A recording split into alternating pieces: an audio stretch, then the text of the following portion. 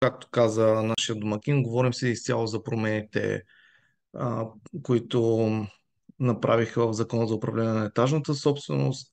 Знаете за участниците, които са били на семинари и друг път организирани от Expert Events, че сме правили един основен семинар за Закон за управление на етажната собственост. Днескашния е съсредоточен за промените, така че ако а, те първа ви предстои да встъпите в този закон, ви съветвам да погледнете и предходния ни семинар.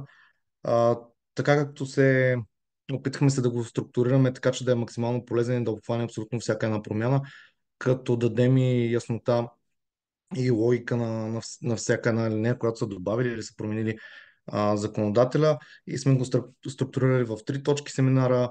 Първо ще минем през новите права и задължения на членовете на етажната собственост и новите принципи за определение на таксите, като там смея да кажа, че завоят е доста рязък и има детайли, за които трябва да се внимава.